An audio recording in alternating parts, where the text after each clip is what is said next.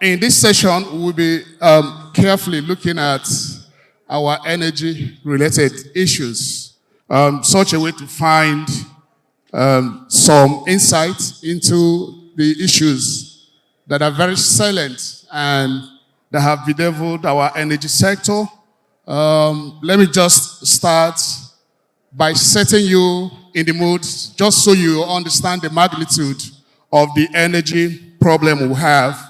From the statistics from the Nigerian Electricity Regulatory Commission, in 2024, the Southeast averaged 300 megawatts per day. What that means is, out of the 25 million people inhabiting the Southeast states, we only enjoyed 300 megawatts per day. You can imagine juxtaposing this with our aspirations of industrialization. And it tells you that we are so far away from the starting point.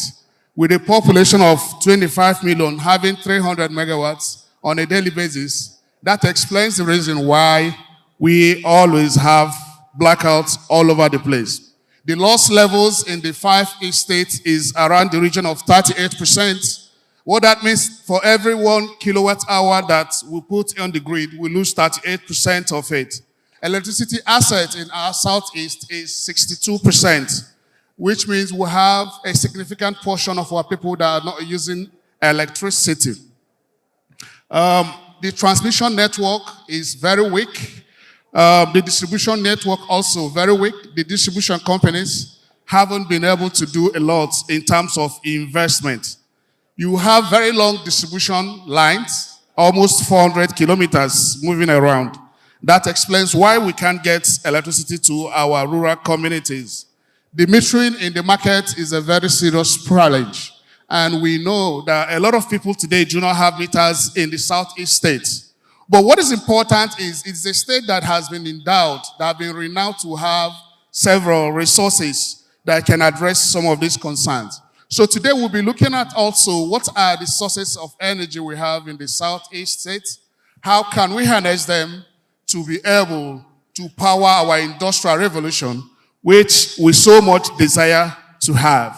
In that space, we'll be talking about the conventional gas. There is gas everywhere, but just like water, there is none to drink. How can we ensure that we exploit the gas resources in our zone and in our region to be able to translate that into our dreams of building a very resilient economy for the southeast states? We'll also be talking about alternative energy. A lot of things are going on in that space right now. How can southeast states benefit from ongoing initiative at the national level, and also some other initiatives that the southeastern states and their investors can actually bring to board.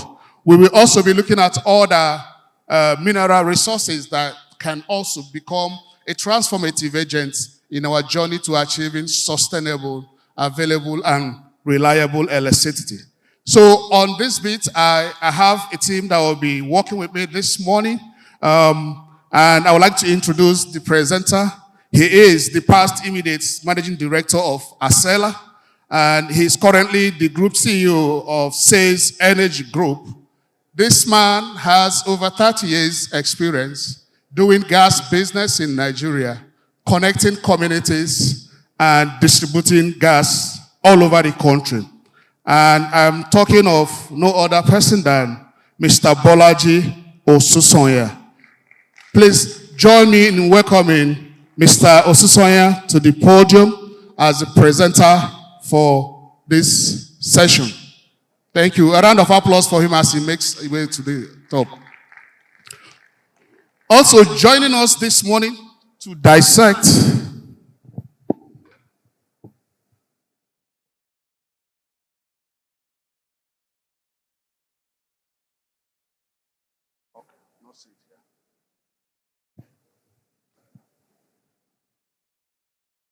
is Mr. Bolaji here?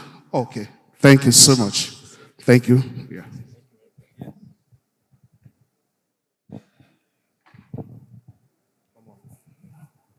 Start from the beginning. Is this yours? Yes, this is mine. It's not colored anymore.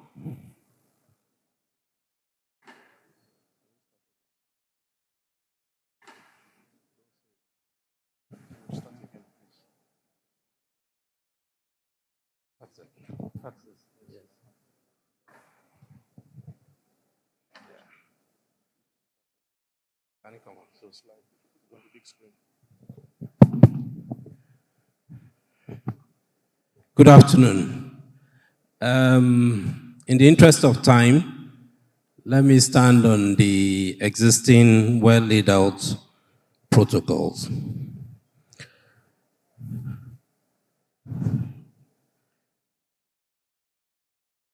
Let me start by saying how pleased and honored I feel to stand in front of you to speak to the theme of the day, which is charting a shared path to sustainable prosperity for the Southeast.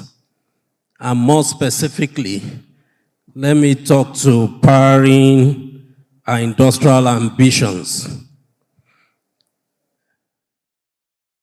I'm best introduced with many formers. And when I say formers, it's former presidents of the Nigerian Gas Association, managing director of Wando Gas and Power, managing director of Axela.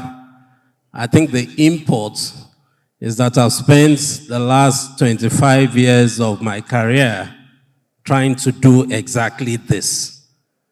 And I've tried to do this both in Nigeria and West Africa. The outline today was as if I had seen the session that preceded this, because I would not only speak to the context of gas as an enabler, but I will properly define the problem, create case studies in other regions, and then zero in on the imperatives for the Southwest with very clear pathways, or if you like, a roadmap to doing it.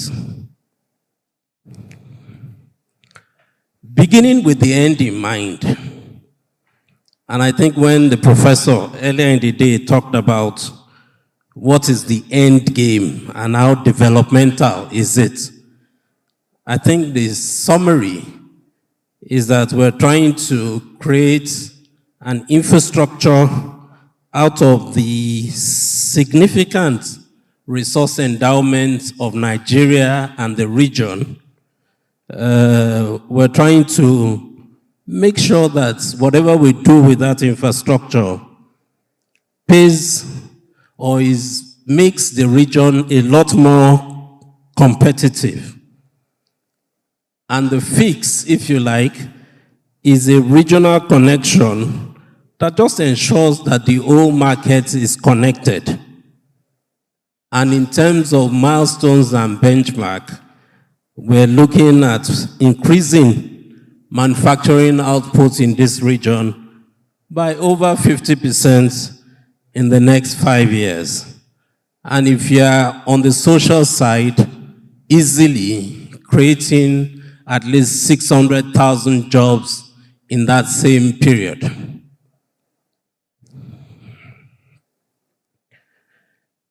Let me start by establishing that the push for energy infrastructure is because it delivers progress. And in whatever way you measure progress, it's clear that the high-income economies consume several multiples of energy in developing their industrial productivity. And if you look at the table that I've put up there, you see how meager the energy consumption of Nigeria is relative to the other countries. And it's clear, the correlation is direct. The more energy you use, the more your chances of increasing your GDP per capita. And if you look at even well-resource endowed countries like Saudi, Russia, and the rest, you can see that everybody is progressing to the uppermost quadrant. If we bring it home even more, to speak to the cost of inefficiency, I call it the diesel paradigm. The fact that if we put ourselves against the other countries of the world, you see that over 40% of our cost of doing business is attributable to energy. And if you see the scale of that relativity, it just means if we attack that and start to bring it down closer to South Africa or indeed India, we would have created significant value for the region.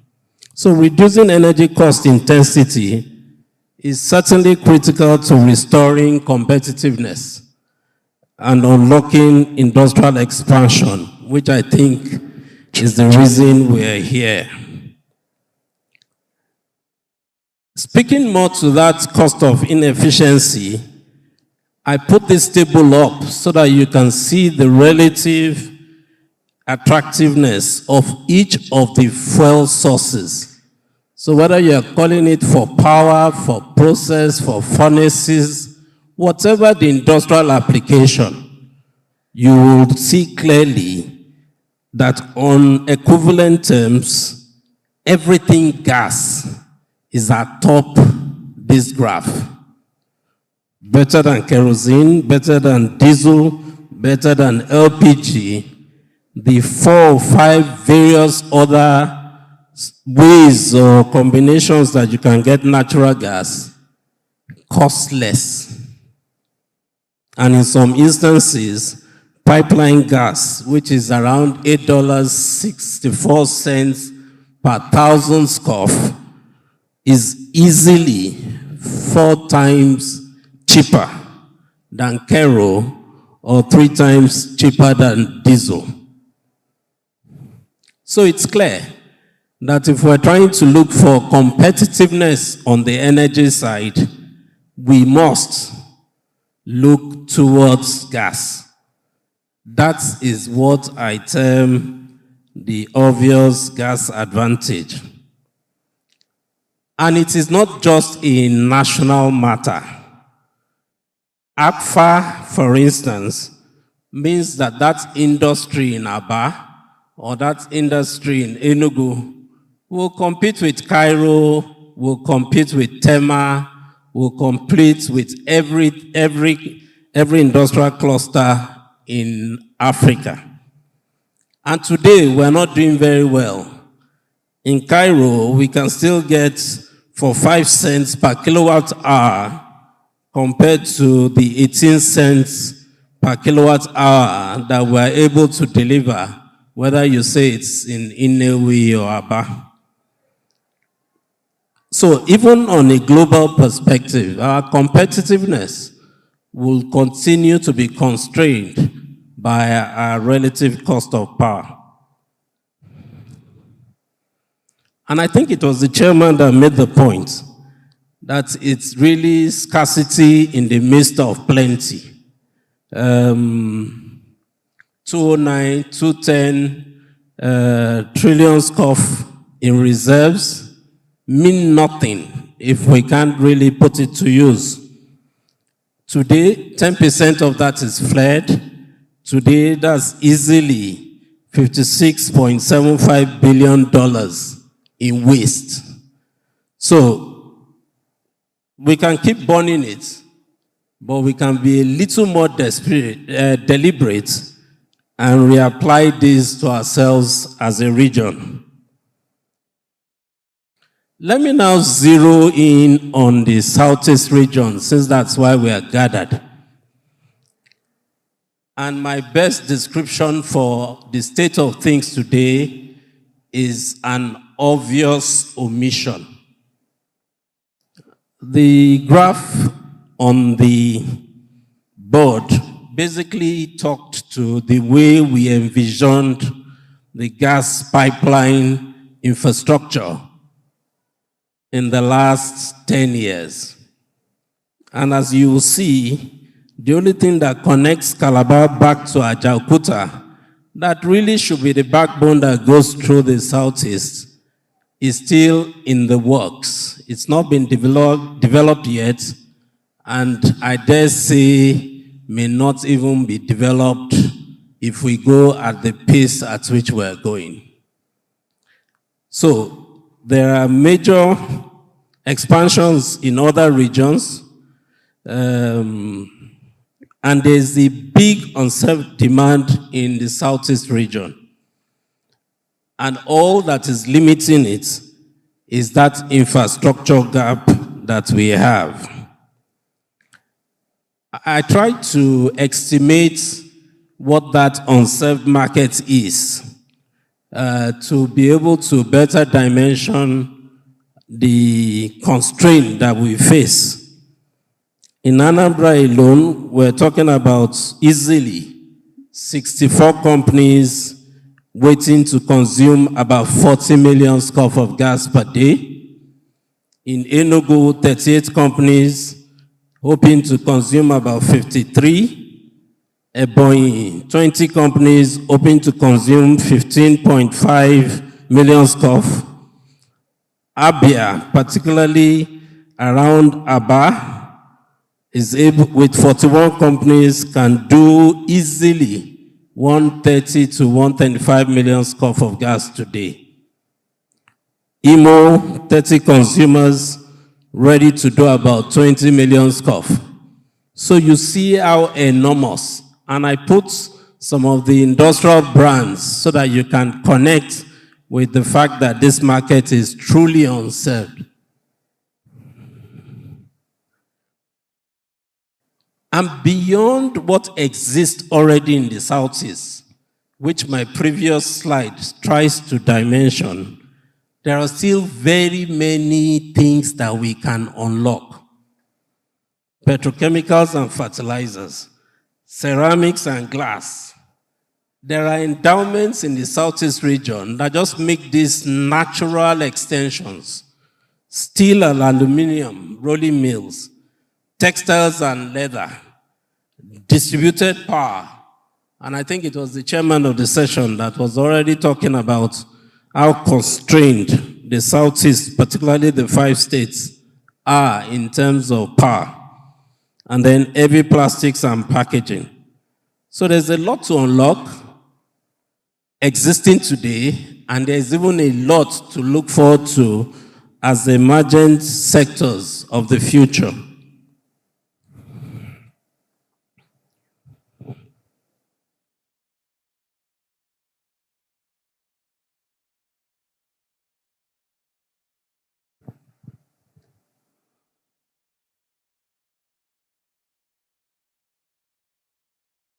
I'm sorry. I think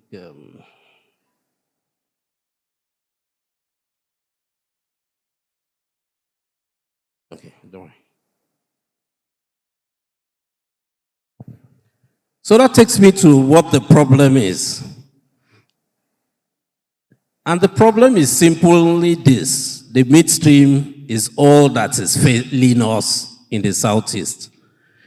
There are upstream resources, both in the Southeast and around it, and there's a big and growing market. So where value is destroyed is that connection, and that connection that links both the extraction of the resource to demand is the midstream. Let me speak to some case studies such that it doesn't look like a postulation. Let's take India. There's an area in India called Gujarat. In 2000, Gujarat's manufacturing contribution to their GDP was only about 27%. But by the singular act that they built 2,700 kilometers of integrated pipeline in that region. 20 years down the line, manufacturing had already grown to about 47% of that sector. From that infrastructure, Gujarat in India created Gujarat as the petrochemical capital of India. And I say this to bring to the fore what is possible if we do this too. They attracted all the majors into the region, and that whole area became very competitive. Bringing it closer home, the experience in Lagos.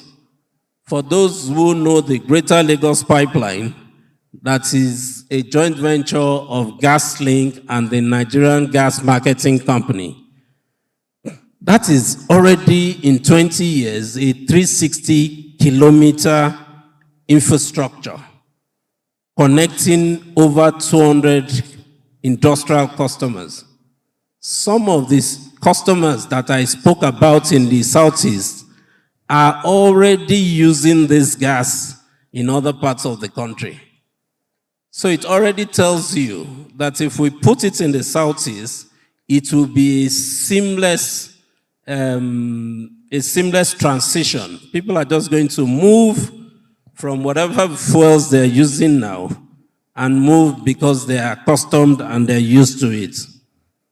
But we must learn what has enabled this to happen in Lagos is that they've been able to find a creative way of doing public-private partnerships. That way, government helps with access, private capital comes in, and the development is seamless. That Lagos experience is also not different from the South-South experience. For those who know the South-South region, connecting Akwa Ibom to Cross River was done by the East Horizon Gas Pipeline, currently owned by Savannah Energy. And since that infrastructure was put in place, that whole cement industrial cluster in Mafonsing in Cross River has opened up. A lot has started to happen on that flow, and from a very meager 22 million scoff of gas per day is fast growing closer to the 100. So I say this to show that it's been happening outside here. It's been happening in Nigeria for the last almost 30 years. And more recently, even in the last 6 years in our neighboring region. So I think we have our direction fully cut out. What are the imperatives for the Southeast, therefore? I think, without going back to the conversation earlier this morning as to whether it should be private sector or public, I think the argument that it should be a partnership of both is what we would like to push. But I dare say that it should be private sector led with well-researched planning, investment cases, and certainly the base equity capital. I think it's also an imperative that whatever we do, we work with the people who are the controllers of most of the resources. NNPC today, either directly or through their subsidiaries, own between 55 to 60% of national resource. And even when they don't own it, they superintend it. So I think involving them in whatever we design and come up with will be prudent. I already talked about the ready commercial and industrial demand that can easily be substituted, and indeed the same participants already know about that substitution. I think for the future, if this infrastructure is in place, there would emerge a major energy-intensive sectors. I see a lot more happening in the industrial cement. I see a lot more happening in ceramics. I see a lot more happening in intensive sectors such as these. And of course, whatever we do should also have a blend of government in it.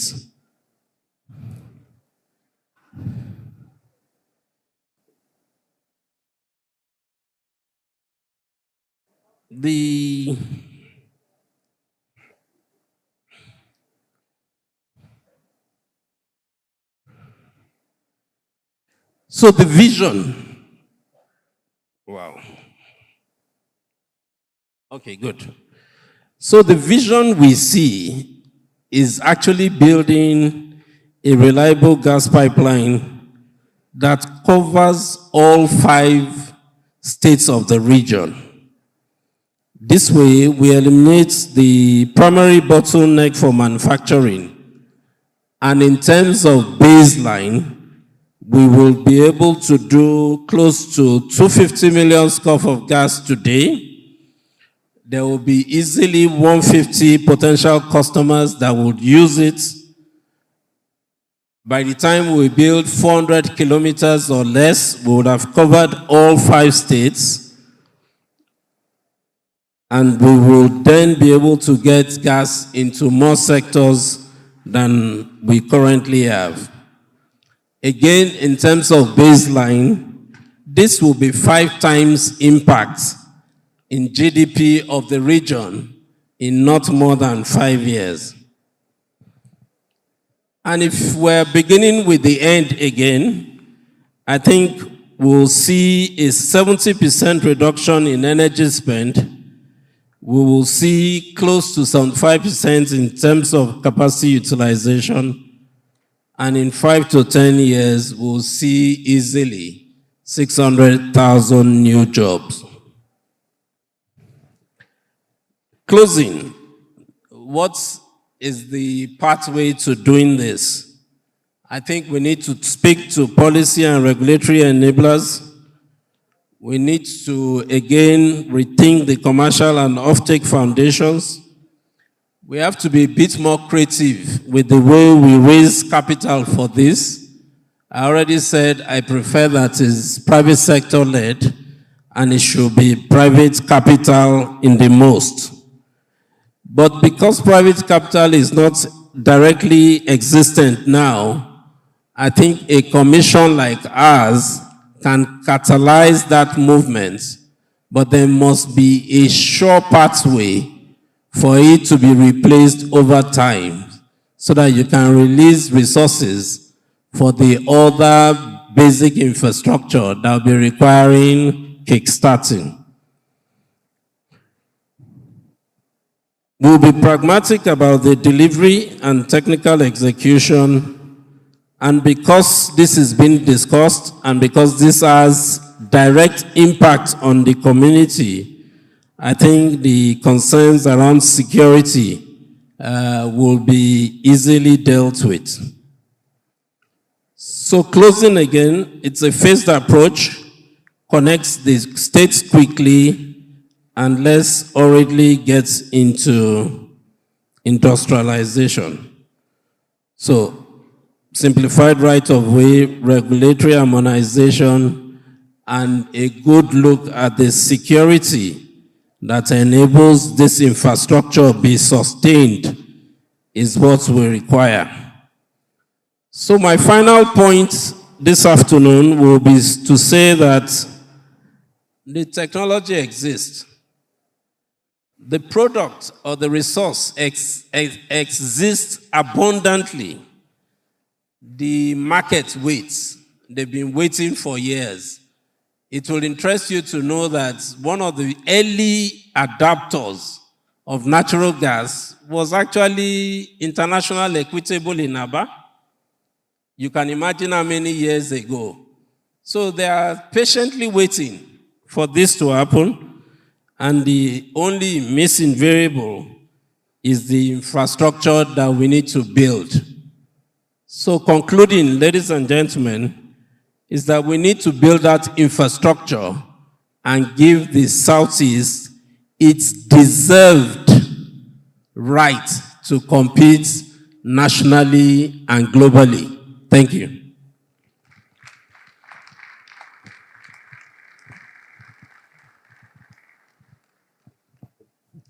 Please, another round of applause for Mr. Bolaji Asen. Thank you so much for taking us through very insightful presentation. What he has done here is to dissect what the real issues are and to present to us what are policy alternatives that we can use to achieve this objective of having energy, especially gas, available to power our industrial clusters, Enugu, Onitsha, Newi, and Aba. And also to say that he has identified the major challenge we have in this space as infrastructural deficit. And that sets the tone for our conversation this morning. You also heard that something has been done in Lagos by private sector people, which means it's possible if we put our acts together to do that which is needful. But the important thing in conclusion is that for us to make a giant and huge step in addressing the energy deficiency problem, that we need to be focused through regulation, through creating policies that can improve and enhance right of way. The southeastern states are probably very difficult place to do right of way issues. In relation to electricity, it is difficult for you to run a transmission line without communities coming. If that is something that inhibits progress, the Southeast should come together and find a solution to it. Another issue he raised is financing, which is key in everything we do in the energy space. For you to make this investment, the financiers must be convinced of cost recovery and very good side and predictability of flow of income. And that is where the rubber hits the ground. How can we structure finances that can support private sector to achieve the objective that we want to in Southeast states? Before I go forward, Mr. Bolaji, you're still standing here with me. I think we're arranging seats for you. You can actually sit down. You can sit down. A round of applause for Mr. Bolaji, please. Thank you very much. Thank you, Mr. Bolaji, for that very insightful presentation. Now, I would like to invite, in the national space, there are lots going on apart from the prescriptions that Mr. Bolaji has presented on the table. One of them is the presidential initiative on CNG, compressed natural gas. It is a topical today. You see gas companies doing what they call virtual pipelines, and it came in to cover a gap in the physical pipeline infrastructure. So please join me to welcome Mr. Tosin Koka. Mr. Tosin Koka, if you are here, please, can you just come up to the stage? Mr. Tosin Koka is a member of the Presidential Initiative on CNG, compressed natural gas. There are a few industries today that run on CNG. I know of some power plants in the north that also run on CNG. So it is something that can be an alternative policy prescription side by side with the physical pipeline. Mr. Tosin Koka, you are welcome. Thank you so much. Back to you, Mr. Bolaji Osusanyan. The main issue that we're dealing with is infrastructural deficit. So, and you rightly identified that the Southeast is one of the regions that have not been adequately covered with gas pipelines in the country. Now, in terms of regulation and governance, you and I are aware that it is the federal agency that regulates the midstream gas supply. So what that means is that it's not something directly under the purview of the state's governors. So my question to you is, how can, again, this is because we need to have an interface of public policy and the political economy of the Southeastern government. You cannot regulate what you don't control. So what do you think the Southeast governors can do using policy to bridge that gap in terms of regulation and providing this pathway? Thank you. I'm not sure it's really about policy that the southeastern states can work on. I think it's about preparing and making your preparation meet the opportunity. And my best example is Akwa Ibom and Cross River. It only happened there in the last 6 years. There was no policy direction that helped them get infrastructure into those states, but just their shared support for the private sector and encouraging the cement company to do that which will make them competitive. So less of policy, but a true desire to have the infrastructure and all that you can muster as a state or in combination as states to encourage people to come there. I see that already happening. I see the conversations we're having with the respective states and even with the collective Southeast Development Corporation, and I'm sure it's just a matter of time. From where I sit, I think this is construction that would happen in the Southeast even before the end of this year. A round of applause for him. Again, Mr. Bolaji, thank you. That was a very brilliant one. I was part of the 7 Energy gas pipeline. I think what they identified initially was 2 power plants on that axis. Yeah, one from Akwa Ibom and one from NIPP. That kind of catalyzed interest in that investment.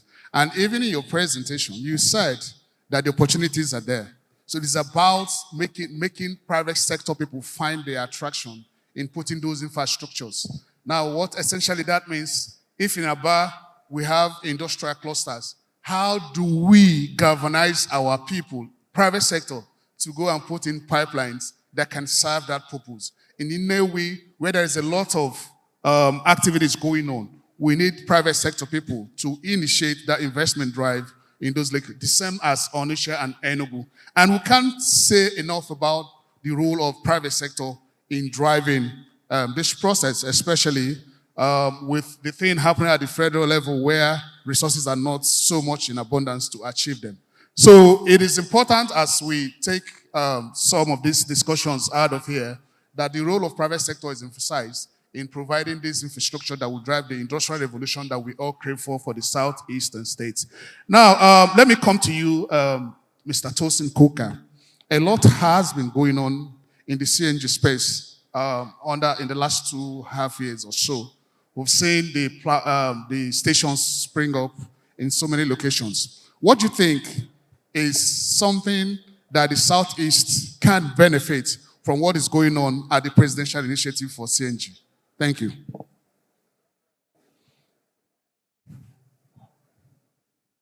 Thank you very much, and good afternoon, everybody. The Southeast is, as we all say, is very much the engine room of this nation. And in terms of developing, as Mr. Ashosoya presented earlier, industries, their cost of their OPEX, 40 to 50% of their OPEX is in power or is in cost of energy, which is predominantly diesel. What natural gas brings is a significantly cheaper source, and you can probably reduce your cost of operations by about 40 to 50%. So just imagine the immense opportunities there for industry. Now, in the CNG space, in the compressed natural gas initiative space, we're focusing primarily at the moment on transportation, because since the removal of subsidies on petrol, Mr. President saw it fit that we should leverage our abundant resources. So what we have been doing is to catalyze the industry and encourage the adoption of CNG as an alternative fuel for the transportation sector, particularly for mass transit. So where the Southeast can come, we have a large and very dynamic population that traverses the country. So using the transportation sector where we can convert vehicles or move vehicles from using petrol or diesel to CNG, reducing their cost, that has a knock-on effect on everyone's bottom line, whether it is moving of persons or moving of goods as well. So the Southeast can partner with us or partner with private sector and public sector partnerships to invest in the downstream sector, invest in setting up gas stations, conversions of vehicles, trucks, buses, cars, and training, particularly training of conversion technicians and the likes and operators. So we're very keen to partner with states because we're already talking to individuals, but I think the state governments can key into this and help us move at scale. And that's a very quick and easy way to get involved. Thank you, Mr. Cooker. Please, a round of applause for Mr. Cooker. Like I said, I have seen these stations, especially in Abuja and around the environment. And I know it's an alternative and cheaper source compared to diesel. It's also environmentally benign. It's something that the United Nations supports so that we can reduce our footprint on pollution. So, but again, like you said, when they started, I recall some people were coming from Ghana to come and do the job because the skills were lacking. So it's also an opportunity for our people to be employed in that space. And it's something that is worth thinking about, even if it means, I rode on a CNG bus yesterday and this morning, and I tell you, it's not different from the diesel alternative. But the important thing, we are trying to harness every opportunity that is available in our system to push forward our energy achievements in Southeast State. So I would like us to move away from a bit gas and talk about other alternatives. The renewable energy space, a lot is happening.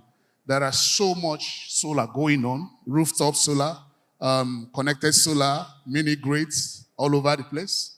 This resource is in abundance also in the Southeast. So I would like to ask Mr. Ifai Orajeka, who is also a frontliner in distributed energy, how can the renewable energy space serve the Southeast region? How can we explore opportunities in that segment? Because everybody wants to go to solar now. Tell us what is happening and what we can get. Thank you.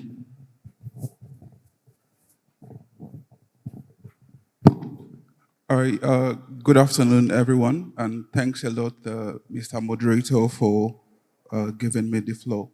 Well, firstly, I would like to start by thanking SEDC for this laudable initiative and helping us as a people to dream and come up with a vision of who we want to be and where we want to be in the coming decades to come. Yeah, so basically, before I go into that, I want to cast some context on the realities of the sector for the benefit of our people in the Southeast.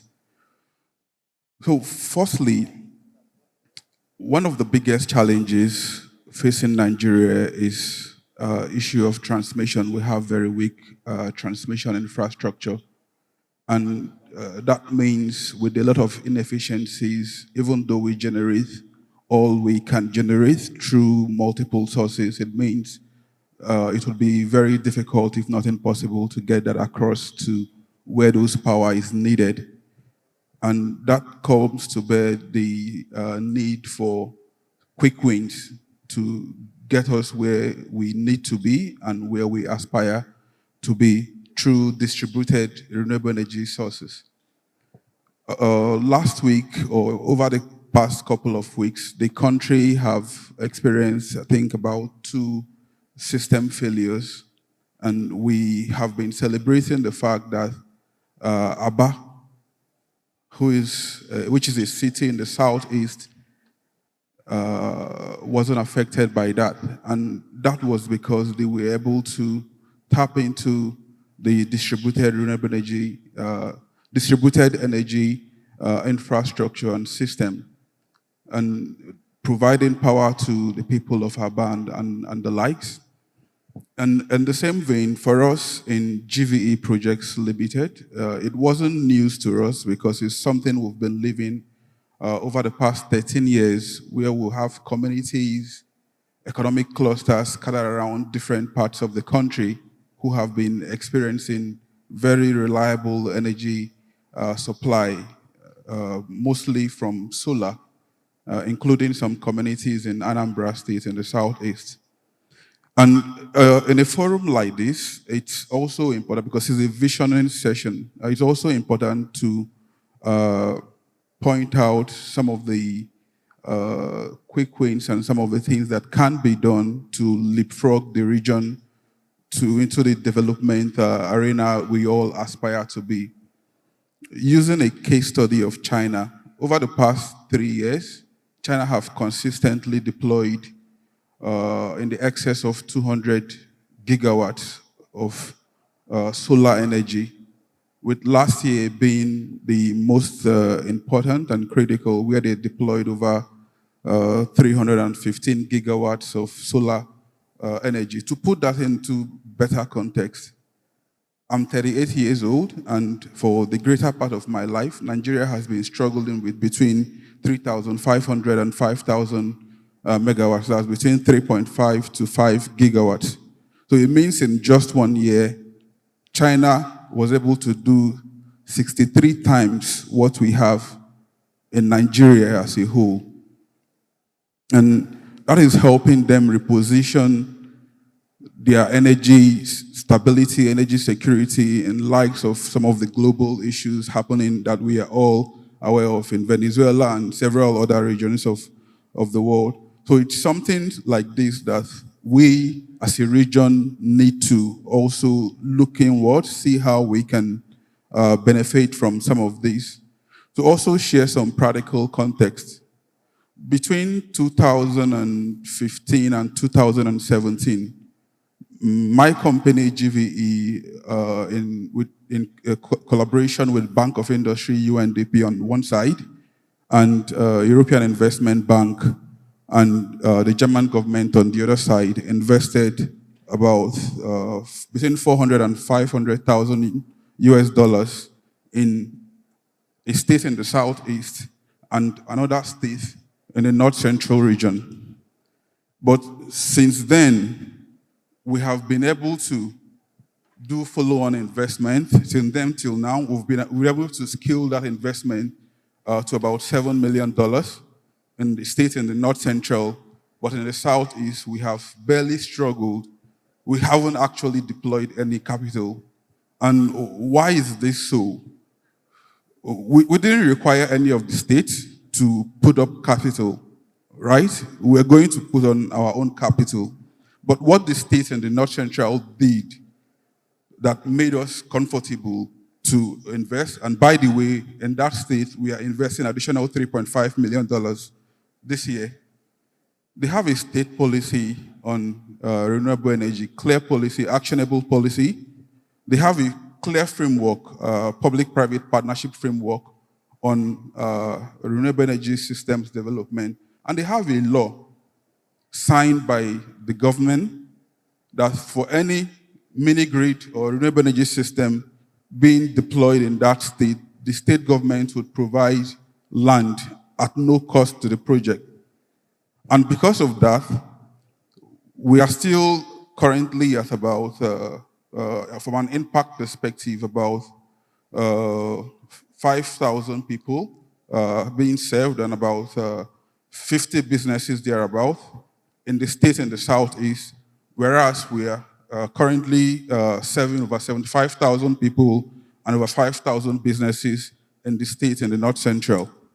So I believe this visioning session gives us the opportunity good enough we have some very unique wins that we can tap into, such as the fact that the region is being served by only one distribution company, as opposed to what is obtainable in various other regions of the country. And also, as we speak, I think about 4 of the 5 states have already adopted their electricity, taking over the oversight of the electricity function, with the only outstanding being Ebonyi, and I know it's also in the works. We can look at those policies, state policies, and try to harmonize to come up with a regional policy on electricity, because since this forum started on Tuesday, the critical aspect a lot of people have been talking about is power. And we're in the 4th industrial revolution. When without power, nothing moves. Without power, we don't talk of industrialization and all that. So secondly, after developing that policy, a framework, PPP framework, similar PPP framework, to guide and actionable to guide private sector investment and support private sector investment, improvement in our land administration process. And when all these are done, it would lead to significant investment flow. A $550 million World Bank program just finished. And over the course of that program, I can attest that less than 5% of that capital deployed by World Bank and African Development Bank was attracted to the Southeast. But you and I are going to pay back for that, because it's a development loan by the World Bank to Nigeria. And our people are very enterprising. All we need is the enabling environment and policies to actually make things happen. And secondly, aside the investment, also things like industrialization will begin to thrive, and with distributed energy sources for residential economic clusters. By the way, we are powering one of the biggest economic cluster in Abuja, Wuse Market, in collaboration with AEDC. But the sad part is that we actually envisioned that initiative to start from the Southeast, but because of the barriers as regards collaborating with the DISCO at the time, it made us to move that to Abuja. And AEDC is reaping that benefit, and they are even excited based on the success of that. They're looking at doing several more.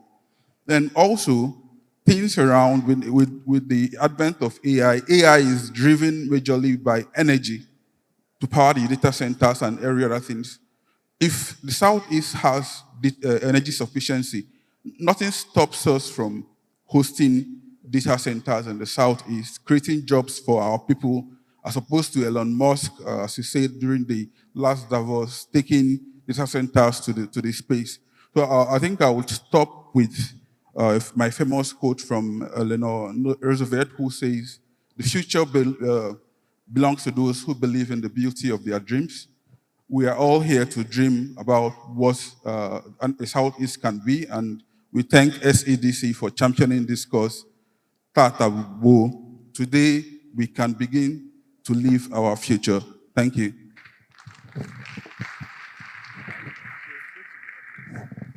Please, another round of applause for Mr. Ifai Orajeka, the Managing Director of GVE, yeah? What he didn't tell you, I mean, I have seen their projects in Wuse Market in Abuja. Yeah, so it's quite big. And essentially what he's saying, and it speaks to how we need to solve this problem. He said, even though other parts of the country are benefiting from their funds to build power plants, unfortunately, they have not been able, the company has not been able to close on any transaction in the Southeast. And I tell you, like I said there are so many things going on in the renewable energy space. The World Bank is supporting.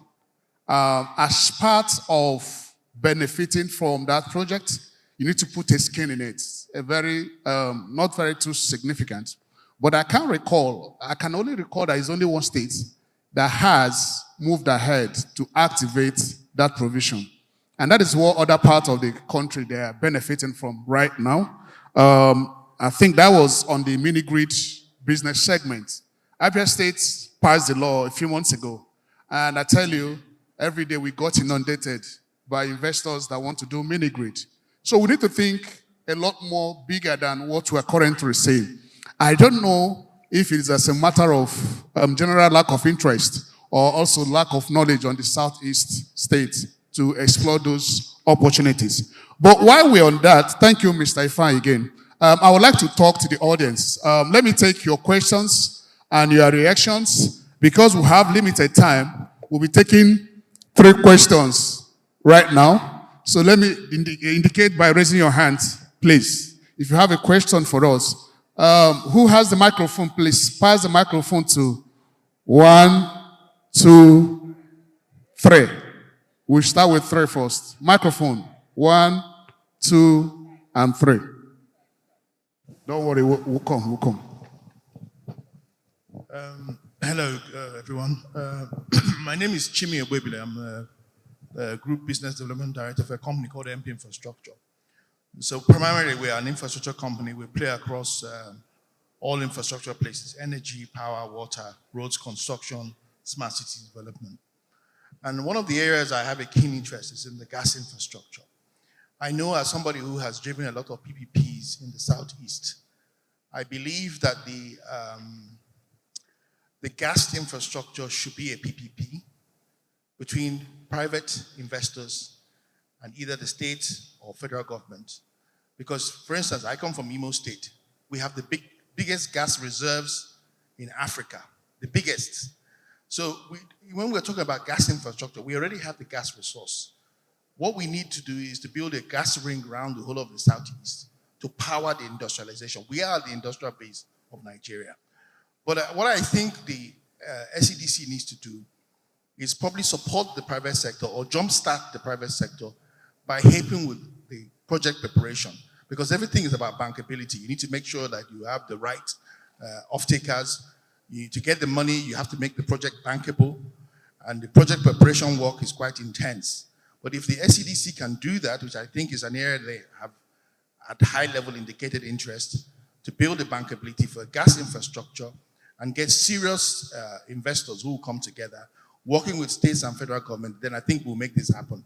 We know that the federal government doesn't have the resources. It might take another 10 years for them to put that infrastructure. But with the kind of leadership we have in the SEDC, if they come together with serious investors, and in the Southeast, we have serious people who can build out that infrastructure once they can see a return on the investment. And the offtake is there. It's in Onitsha, like you said. It's in Aba, it's in Navy. These are places that drive the industrial base of this country on diesel. So if they can do that on diesel and still make a profit, imagine what they can do with gas. So I think really is the key thing here is the first speaker, if he can give us an outline of how he thinks that we can take it from talking to doing, because I believe in the doing rather than the cho-cho-cho. Thank you. Thank you. Thank you. The second person is there. Please, 2 minutes. 2 minutes, please. Okay. Good afternoon, everyone. Good afternoon. Okay, my name is Chinemeze Amadi. I work with Tungsten Energy. And I just have 2 questions, just 2 brief questions for the people. Okay, the first one goes to the first man that spoke. I noticed that you highlighted a lot of opportunities, but I didn't see you talk about hydro, in terms of hydropower. We all understand that in some of the countries, you see some people that are really leveraging on SHP, India, Nepal, and the rest of them. And don't you think it's an opportunity that some states as well, because we have a lot of rivers around, can handle? Then to the second presenter, you talked about CNG. You know, one of the biggest problems we've had in CNG, it's storage. You agree with me with that? Storage, CNG, it's being carried of up to 250 bar, yeah, that's correct, and it has caused a lot of explosion and accidents. What efforts are you making in terms of making this less harmful to people, especially people that don't have a lot of knowledge in how to handle the CNG, right? And how are you making this possible for even the layman in the rural area to understand that CNG is not as what is being talked about in the social media and it's useful? Thank you. Thank you. The third person over there.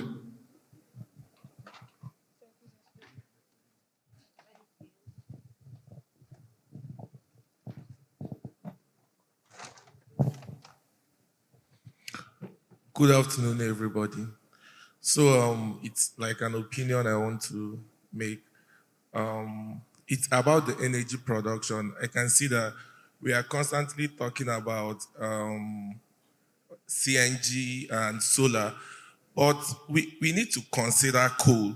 Till today, US electric production is still 16% coal, and we have coal available in Enugu. So if we are discussing energy in Enugu and we are not talking about coal, then we are making a very big mistake, a very serious one, to be very honest. We should be talking about coal here. It should be the bedrock of our conversation. Because, I mean, the global powers are talking about the investment in energy and all that. But remember during Tinubu's campaign, he said something very important. And people laughed about it. He said, they are telling us to stop cooking with firewood and they don't want to give us money. It's about this same thing. They're telling us to stop using coal. Are they going to fund us to start using all the things they want us to start using so the earth will survive? So I think hydrocarbon is already a mistake of our civilization, but they cannot stay in the West and be telling us the energy and the energy not to use when they are not going to fund it. That's exactly what Tinubu was saying in that particular statement. So I think as Enugu people, that when we are discussing energy, it should be fundamentally coal and gas, because those things are still, even in China, everywhere in the world, people with coal, they use it. So why are we not discussing coal here? And it's something we've been using for and selling for over 100 years. And I mean, I've been listening. Nobody is talking coal, and I'm very surprised. Thank you. You made your point. Please bring the microphone. The fourth person, this man in front. Look at him.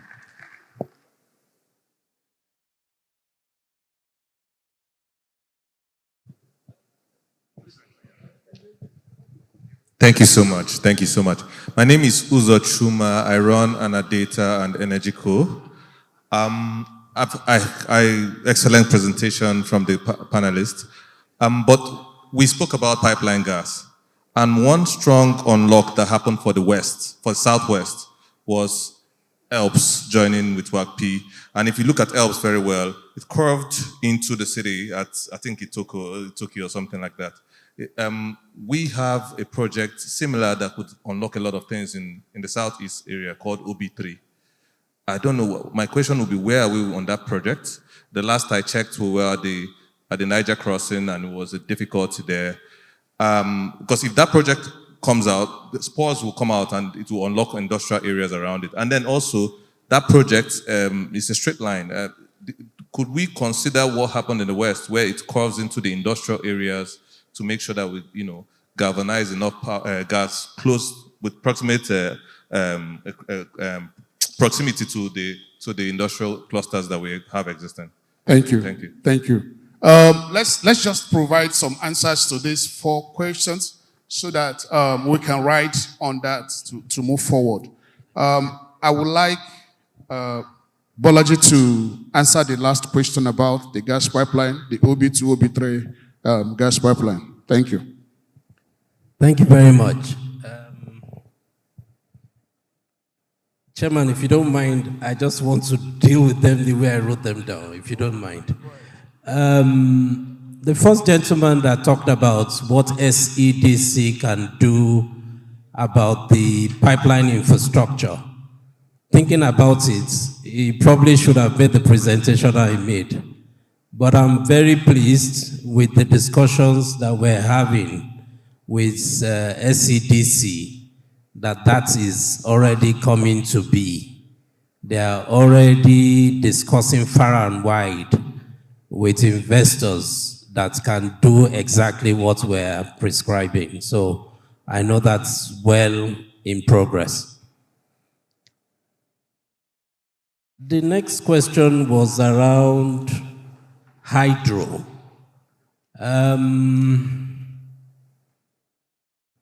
I think my first point here is that energy is a mix and everything is in that overall equation. But some fuel types will outplay the others. And I think it will really be about value and competitiveness. Hydro is possible, and indeed, a few of the discos are already prioritizing hydro over other forms of power, whether solar, thermal, or whatever. So people are looking at hydro and they're prioritizing it in the pecking order. Unfortunately, it's not like we have that many hydro capacity. We had done a study at a time to look at all the river basin authorities and their hydro potential. Not a lot came from those studies, and they were either not at the scale that hydro was relevant, or they were too insignificant to be pursued. So you're right, hydro must be looked at, but we have to weigh our investment case each time we're looking at it. So that's hydro. For coal, again, coal is part of the mix. There are people who are already looking at coal. You'll be surprised that all the cement plants in Nigeria have different times exploited coal as an energy source, whether you call it Dangote, Boa, flour mills, even more recently, Mangal. So they've all looked at it. The coal deposits, enormous as they are, is not of the quality that outperforms gas.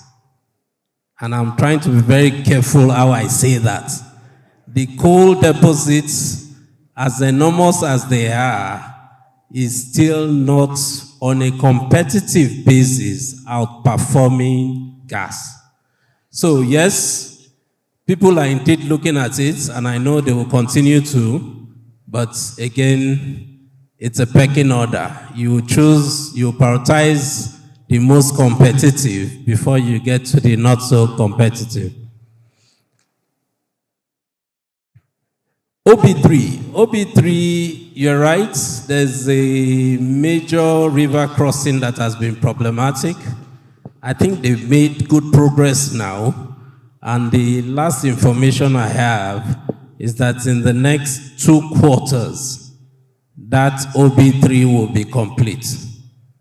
But just to make it complete, it is not the OB3 itself that creates the spores.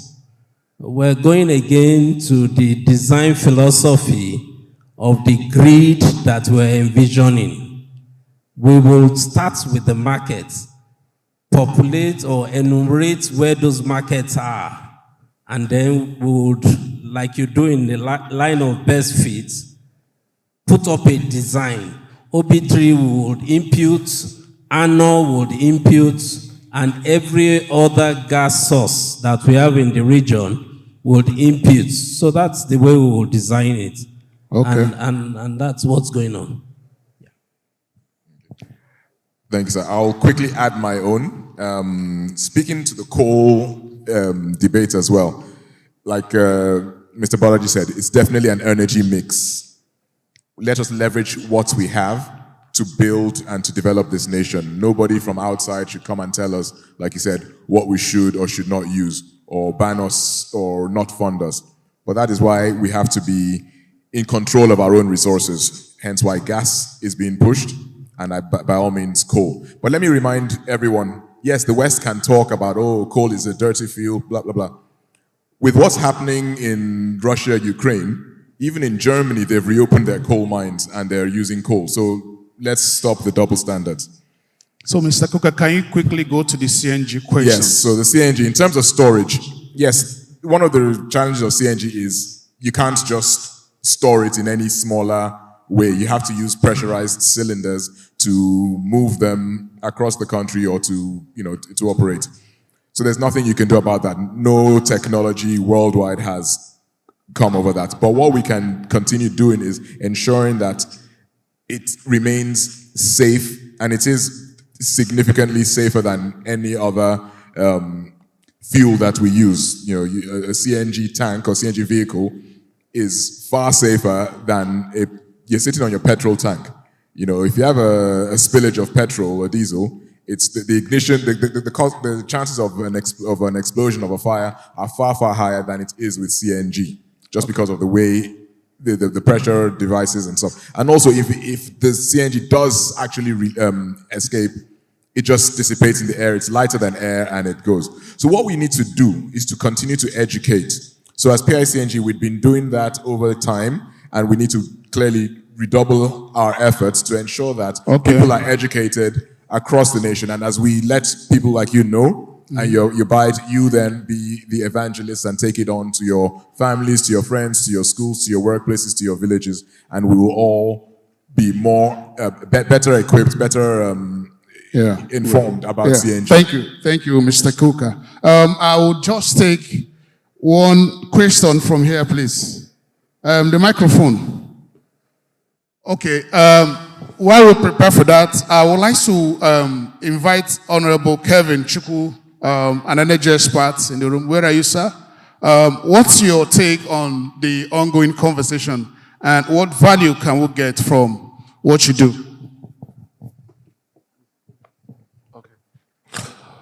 Thank you very much. My name is Honorable Kevin Chukwu. I represent the EWEVA. That is the East-West Africa Electric Vehicle Alliance. Today we are talking about energy, we're talking about sustainability, and unlocking Southeast's industrial future through electric vehicles. We in the EWVA would want to go into a sort of strategic partnership with the SEDC to create a transportation industry, not just for making profit, but to make it an industry. We already know the knowledge that is here in the Southeast, the human capital that is here, can make Southeast the industrial hub of Nigeria. However, having electric buses running transportation is one thing, which is of course the future. Another thing is how to power them. So we look at having solar hubs, because it's not just about transportation. We also talk about the charging infrastructure. We also talk about the charging infrastructure. So what I want to ask is, when it comes to the solar hubs, how do we come about that? Thank you.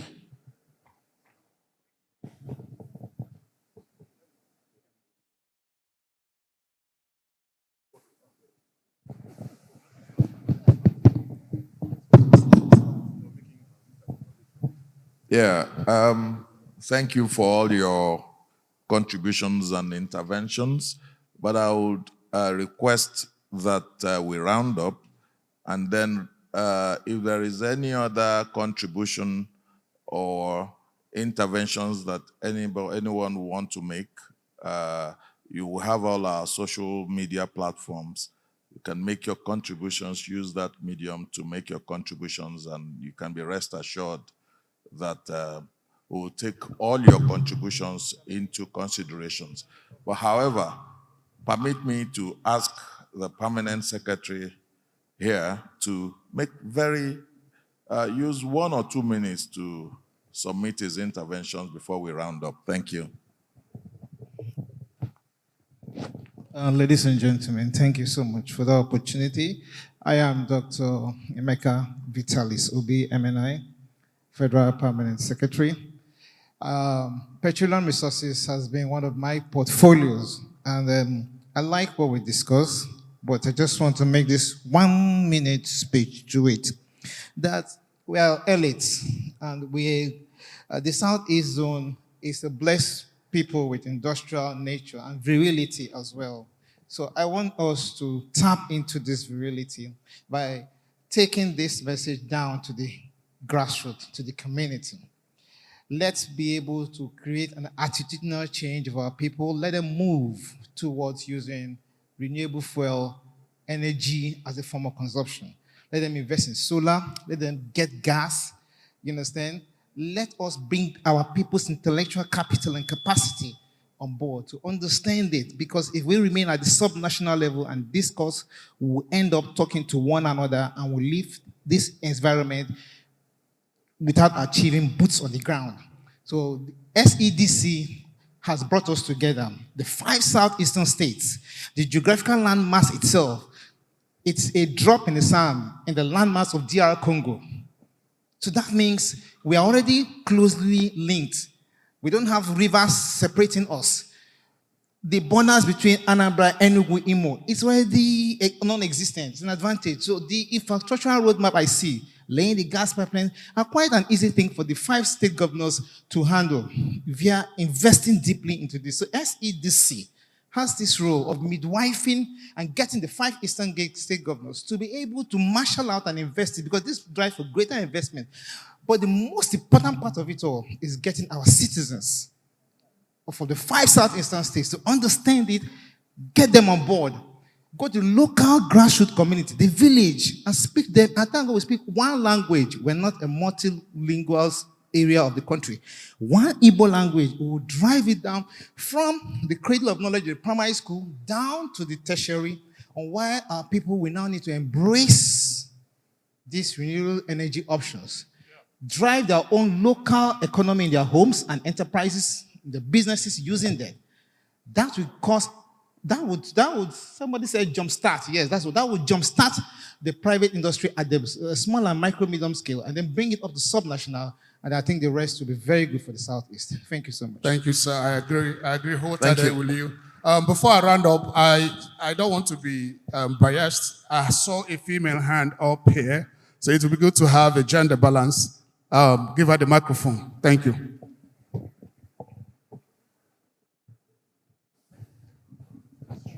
Thank you very much. Ijoma Ezaso, representing Manufacturers Association of Nigeria. And my question is directly to the representative of the Presidential Initiative on CNG. You talked about the transportation angle of the CNG. And from our experience here, where Newi has been the auto cluster since the 1980s, our experience with the Presidential Initiative on CNG was that Newi was completely ignored. When it comes to anything concerning automotive, the part of the CNG is a replacement part. There is a link between the trading aspect of it in the markets to the manufacturing. Immediately this CNG thing started happening, the Chinese started calling in Newi. Where will they play the role in this CNG? Apart from us not having the gas infrastructure, we should have played a bigger role if the government has seen this CNG initiative as part of improving manufacturing and also expanding the auto line. It's not too late now, but there is a need for the CNG Presidential Initiative to understand that the kits are replacement kits and they must work with already existing clusters in the automobile industry to move it forward. Thank you very much. Thank you, Joma. That's a very good landing for us. I think, distinguished ladies and gentlemen, because of our time, I would suggest you send us messages on the platform so that we can address some of the issues and concerns that you have. But just to summarize, everything we've spoken about in this session centers around the need to have the right government policies to drive the industrial revolution in the Southeast states. There is also need to catalyze private sector investment. SEDC need to do more to bring people of like minds, businessmen, especially those of Southeast origin, to come together and see how to push forward for the actualization of energy availability in the region. There is also need for us to emphasize on policies in the states that promotes private sector engagement and investment. In terms of, for example, they spoke about the problem with right of weight, in terms of the fact that also, even though there is a lot going on in the renewable energy space, the Southeast states governors and the government haven't taken advantage of having policies that can promote renewable energy in the region. And also there is need for stakeholder effectively being engaged, because there seems to be a lot of lack of understanding of what drives the sector, and we need to get our people more involved in this whole process of providing energy for the Southeast states. Let me start by thanking my presenters, Bolaji, Susayen, for coming and that wonderful presentation, and also Tosin Koka. Thank you, gentlemen, for bringing so much value to this session. And like I said, if you still have other contributions to make, the platforms are open. On this note, I want to thank SEDC once again for the opportunity to talk about energy and infrastructure. And we hope by the next time we'll be gathering in a place like this, it will be to showcase some success stories in terms of creating an energy infrastructure that can cater for our individual energy use, cater for our industrial use, because we need to have these industries and manufacturers in different hubs. We need them to be awash with energy, be it gas, be it from hydro, somebody talked about hydro, be it from coal. So many global issues around coal, but I think that people that are united on a cause, we can still transform coal into very good energy use in our region. On this note, I also want to talk about the governance system. There is a lot going on in the electricity space. There was an amendment to the Electricity Act a few days ago. What it did was to give more power to state governments to take and drive the electricity revolution in their states. And across the 5 eastern states, I think about 4 of them have inaugurated their regulatory bodies just to provide a framework and a governance system. I'm happy to announce in this hall that I have my colleagues from Anambra State Electricity Regulatory Authority. Please wave your hands to the crowd. Myself, I am the chair and the CEO of Abia State Electricity Regulatory Authority. And all we're trying to do is to create that environment where policy can support investment from private sector, especially in the electricity sector, and to see a way to push for availability, reliability of electricity in the Southeast region. On this note, thank you so much for your time.